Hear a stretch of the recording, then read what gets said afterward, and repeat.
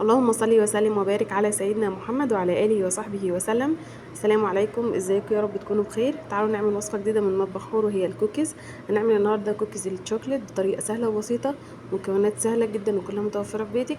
هنقول على كل البدايل، ازاي تطلع معانا زي اللي بنشتريها من بره بالظبط، ازاي تبقى مقرمشه من بره وفضي من جوه. كل ده هنقوله في الفيديو بتاعنا النهارده. اهم حاجه سمي الله واذكر الله سبحانه وتعالى. ويلا بينا ندخل على المكونات. استخدمت نص كوبايه من الزبده بدرجه حراره الغرفه، هضيفها في البوله، ويفضل ان هي تكون بدرجه حراره الغرفه عشان تسهل معايا تشكيل وعجن كل المكونات مع بعض. لو انا مطلعاها من التلاجة هتبقى فيها صعوبه شويه وانا بخلط كل المكونات. هضيف عليها نص كوبايه من السكر الابيض، 3/4 كوبايه من السكر البني.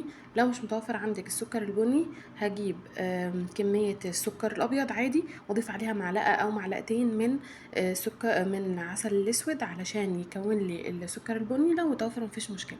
هخلطهم كويس جدا مع الزبده بحيث ان الخليط يبقى بالشكل اللي حضراتكم شايفينه معايا. بيضه بدرجه حراره الغرفه هبدا انزل بيها على المكونات. لازم اضيف الفانيليا هنا عشان تشيل زفاره البيض. ضفت معلقه صغيره من الفانيليا. هقلب كل المكونات مع بعض لحد ما يمتزجوا تماما، ولحد ما يختفي البيض تماما مع الزبده والسكر اللي انا ضفتهم مع بعض. الخطوه الاخيره ان انا هبدا اضيف عليهم كميه الدقيق. انا مستخدمه في الوصفه دي كوبايه وربع من الدقيق متعدد الاستخدامات. استخدمت عليه نص معلقه من البيكنج صودا. لو مش متوفر عندك بيكنج صودا ممكن استبدلها بالبيكنج باودر. هقلبهم كويس مع بعض وابدا اضيفهم على الدقيق. طيب هي القوام بتاعها كان متماسك، مش متماسك قوي معايا، يعني كانت بتلزق شويه. لو انت حابه ان القوام بتاعها ما يفرضش معاكي قوي في الفرن، هضيف عليها كوبايه ونص من الدقيق، بحيث ان انا لما اجي اشكلها تبدا تتشكل معايا. طبعا لو بدات امسكها بالطريقه دي وهي في الحاله دي هتبقى لينه جدا معايا ومش هعرف اشكلها. هبدا اضيف عليها الشوكليت. انا استخدمت بارين من الشوكولاته، وزن البار الواحد 100 جرام. هقطعهم وابدا اضيفهم على الخليط. لو مش متوفر عندي الشوكليت هبدا اضيف عليها الشوكليت شيبس. اي حاجه متوفره عندك تقدري تستخدميها. بعد ما اقطعها كويس جدا واقطعها صغير جدا هبدا اضيفها على الخليط واقلبهم كويس مع بعض. انا بحب استخدم الشوكولاته دي لان هي بتبقى بتختلط كده مع القوام بتاع الكوكيز وبتديني طعم كويس جدا وبتبقى فادجي كده وطعمها موجود لسه في الكوكيز. برضو الشوكليت شيبس كويسه جدا وتقدري تستخدميها. هضيفهم زي ما قلنا مع بعض واخلطهم كويس جدا. هبدا اضيفهم في التلاجة مش اقل من ساعه او ساعتين. لو عايزه اسرع العمليه شويه ممكن اضيفهم في الفريزر نص ساعه وبعد كده ابدا اطلعها واستخدمها. مجرد ما بضيفها نص ساعه الزبده بتبدا تتماسك تاني، والقوام بتاعها اقدر اشكله بايدي او اشكله بالمعلقه. لو انا مش عارفه اشكلها بايدي ممكن اخدها بمقدار معين بمعلقه معينه.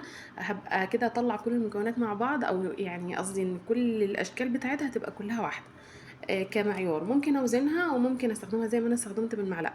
هبدا اشكلها زي ما انتم شايفين معايا. وبعد كده الفرن بتاعي كان سخن مسبقا على درجه حراره 180.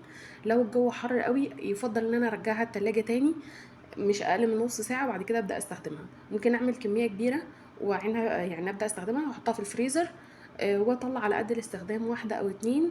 بعد ما تطلع من الفرن يفضل ان انا اسيبها في الصينيه مش اقل من ساعه او ساعتين، ما احركهاش تماما لان انا لو حركتها تبدا تتكسر معايا. طعمها حلو جدا، من بره مقرمشه ومن جوه فادجي وجميله جدا، والشوكليت كده سايحه جواها حرفيا تحفه.